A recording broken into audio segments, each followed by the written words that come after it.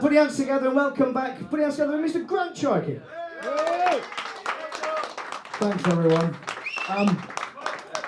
So last time I was here, the only thing that was a threat to the planet was climate change.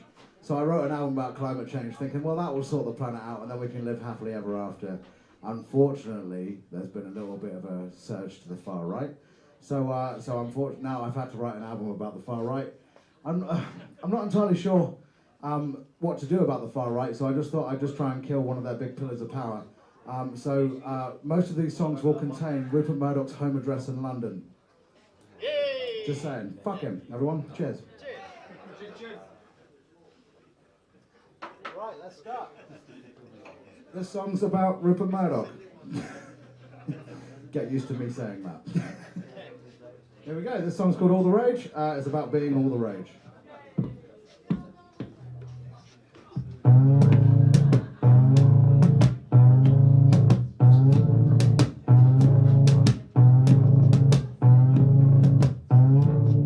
It starts with a beep upon your phone to tell you are not alone. The threat is here. The baying hordes are at your door and you are prone. Whoa, whoa, whoa, whoa, whoa, whoa, whoa, whoa, whoa. Adrenaline pumping all around your veins, interfering with your brains. Your senses sharpen, your sphincter starts to twitch. You are afraid. You wave your fight or flight. It doesn't matter. Buy a gun or baseball bat and go prepare for the war before it reaches your door. And you know who to blame. The news has given them catchy names. They're all the rage. You're scared and isolated, feeling useless and frustrated. In your cage you are pacing, your heart in hatred racing. There's a kazoo bit here, but I forgot it. There's a man who says he's come to save the day and take your problems all away. May not be fair, but by now you just don't care. You're all the rage. You wave your flag and beat your chest. You are so brave as you wave off the big warplanes full of men that you've sent to defend this land of rage. Now it's good to know who is friend or who is foe. Your heartbeat starts to grow as you watch the fireworks show. More kazoo bits, sorry.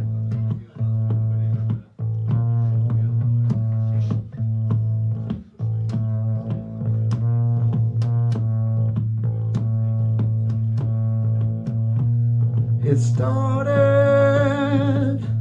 with a beep upon your phone, and now you're clapping at the coffins coming home. In his lair up above the Capitol, there's a beast called Rupert, barely laughing at us all. And he maintains all the rage. And we became all the rage.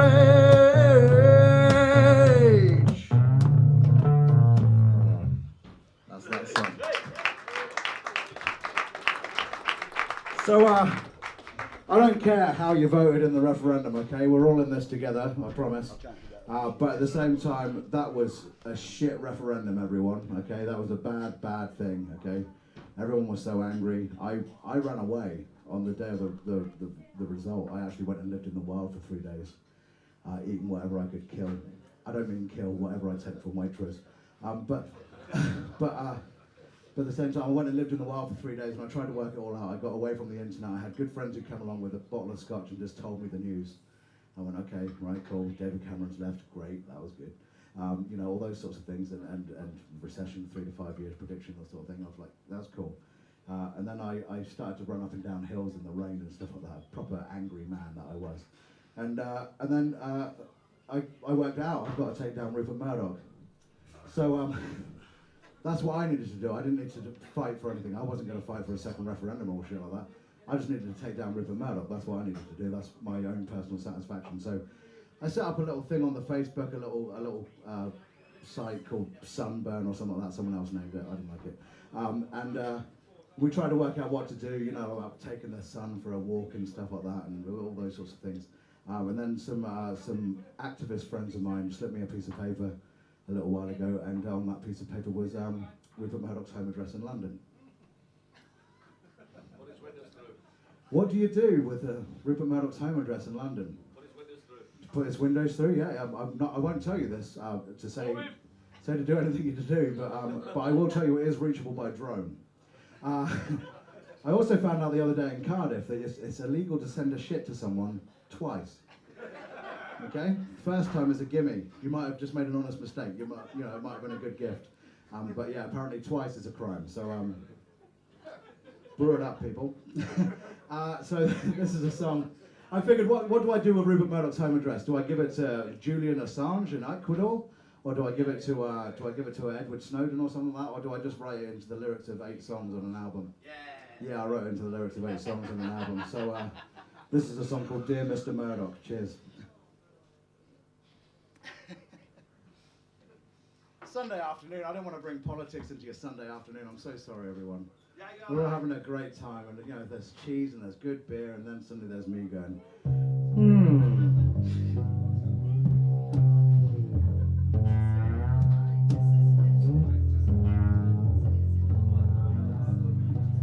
Dear Mr. Murdoch, we appreciate you're busy. I hope you'll forgive me, but I just had to write this letter to you to tell you that we're through. We don't think it's good to have you hanging around in our lives. Just go and don't make a fuss. We'll be fine, don't worry about us. For 40 years or more you've been inside us, now we're sore. I mean, seriously, just look at us, our country's a wreck. Financially, you've extorted us. Psychologically, you've tortured us. If you loved us, you'd tell us to get out of this mess. So we're climbing out of this hole, climbing out from under your control. Just go, Billy. You can take some time off, now you're 85. Go out on the balcony, look up to the sky. The shimmering starline twinkles in your eyes as you slowly realize every son must die.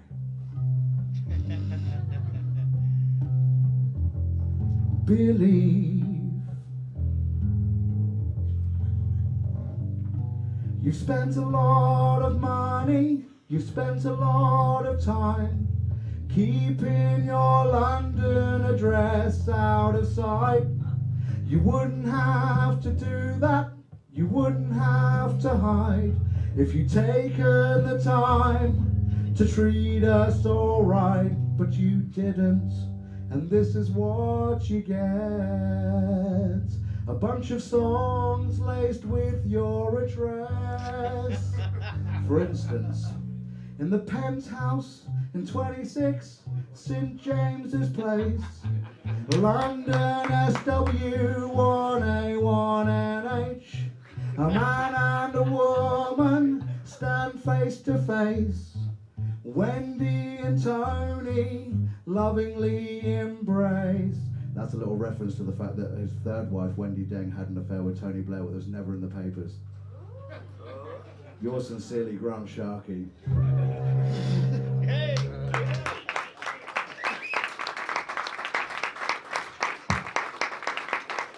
Punk rock, everyone, punk rock, cheers. That was a punk waltz, Cheers, everyone. Quite honestly, I don't know what we're going to do, okay? So, yeah, right, Brexit means Brexit, yeah? We're going to get out of Europe, okay? And that's quite a good thing, in my opinion. But what we need is a country that's not run by fascists. So, we need to fight a little bit more, I'm afraid, everyone. I'm sorry. It's just the way it works. Obviously, what I'm doing here is committing a crime. And on the end of that song on the album, I wrote him a big sort of 18-minute long PS, because I realised he knows nothing about me. So I wrote him this big PS that basically told him where I am for the rest of the tour. So he might turn up. He's bored. He might come. He's bored, is he? Oh, fuck. Don't borrow him. Come on. He support live music. I'm trying to get him to support live music. It's quite important to buy merch. He's bored. Sorry, didn't work.